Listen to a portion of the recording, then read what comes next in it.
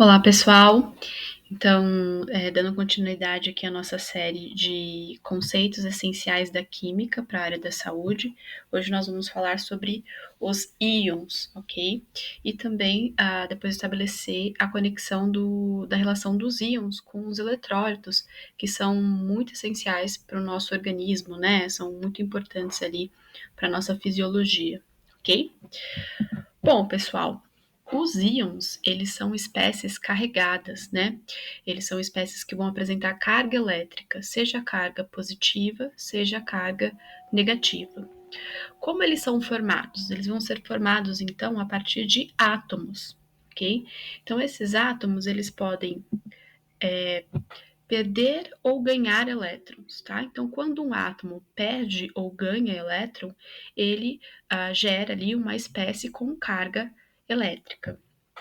Quando o átomo ele perde elétron, ele acaba gerando uma espécie com carga positiva, né? Ele fica carregado positivamente, formando um cátion. O que são os cátions? Os cátions são íons com carga positiva. Quando o átomo ele ganha elétron, né, ele gera uma espécie com carga negativa. Ele fica carregado negativamente e gera então um íon com carga negativa que nós chamamos de ânion, né? Então os ânions são íons de carga negativa, ok? Sobre o átomo, pessoal, quem ainda não assistiu a aula sobre o que é um átomo, tá? Vale a pena, até para compreender melhor aqui um pouco sobre a formação dos íons, né? Então, os íons, eles são formados ali a partir de átomos que ganham ou perdem elétron, né? Se o átomo perde elétron, ele fica com carga positiva, formando cátion. Se o átomo ganha elétron, ele fica com carga negativa, formando ânion. Então, um exemplo, né, de átomo que tem a tendência a perder elétron em algumas situações é o sódio, cujo elemento químico é o Na. Então, o sódio ele pode perder um elétron. Então, se ele perde elétron, ele vai se tornar um íon com carga positiva, né? Ou seja, ele vai se tornar o cátion sódio, né? E aí nós representamos o íon mantendo o símbolo do elemento químico, indicando a carga que esse íon apresenta, ok? Por que eu coloquei só um sinal de mais? Porque ele perdeu apenas um elétron, tudo bem? Um outro exemplo é o cloro. Então, o cloro ele já é um átomo que tem a tendência a ganhar um elétron em algumas situações. E aí, quando ele ganha um elétron, ele gera um ânion, né? Um íon de carga negativa. E aí nós representamos esse íon mantendo o símbolo do elemento químico do cloro, que é o Cl, e adicionamos aqui esse símbolo de negativo para indicar que ele é um íon com carga negativa, ok? O sódio e o cloreto, pessoal, eles podem se unir, né, por meio de uma ligação iônica e formar um composto iônico que é conhecido nosso, né? Então, quando o sódio e o cloreto eles se ligam, eles formam o cloreto de sódio, que é um dos principais componentes do sal de cozinha. Okay? Então, o sódio ele está presente então no sal de cozinha. E aí, por exemplo, quando a gente pega um copo d'água, né, em casa, e pega uma colher de sal de cozinha e adiciona no copo d'água, a gente sabe que o sal de cozinha ele se dissolve em água. O que acontece com o cloreto de sódio nesse momento? Ele está ali inicialmente no sólido, no cristal, né? O sódio e o cloreto, os dois iam se aproximando, formando uma ligação iônica. Isso dá a estrutura do sólido. Quando a gente adiciona o sal na água e o sal se dissolve, é liberado então o cátion sódio e o ânion, né, cloreto, e eles ficam ali dissolvidos em água, ok?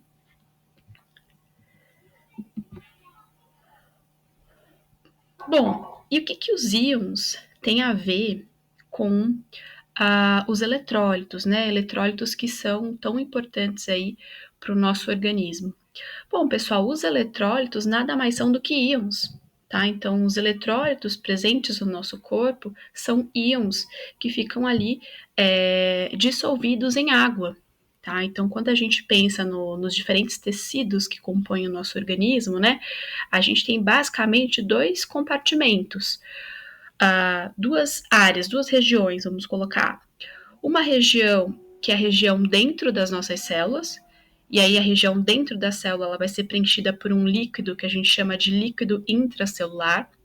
E basicamente nesse líquido nós vamos ter a água como um solvente e vários, né, moléculas e íons que ficam dissolvidos ali. E nós vamos ter no outro compartimento, que é o ambiente fora da célula ali, o ambiente extracelular, onde a gente encontra o líquido extracelular. O líquido extracelular também a gente vai ter a água como um solvente e várias moléculas, íons que ficam dissolvidos nesse líquido também. Tá? Então, tanto o ambiente intracelular quanto o ambiente extracelular são dois ambientes caracterizados por serem meios aquosos. O que seria um meio aquoso? Um meio onde a água é o solvente e eu tenho ali diferentes íons, moléculas que ficam dissolvidos em água. E os eletrólitos presentes tanto no meio intracelular quanto no meio extracelular nada mais são do que os íons que ficam dissolvidos nesses ambientes, que ficam dissolvidos na água presente ali dentro da célula ou no espaço extracelular. Então, dois dos principais eletrólitos, né, presentes no nosso organismo são o sódio, que é o principal ali cátion do líquido extracelular, né? Ele está mais concentrado no líquido extracelular. E o potássio, né? O potássio que está representado aqui com K+, né? O K é o símbolo do elemento químico do potássio, incluindo, né? O potássio é um exemplo de cátion também, né? Tem uma carga positiva. O potássio, por sua vez, ele é o principal íon do meio intracelular.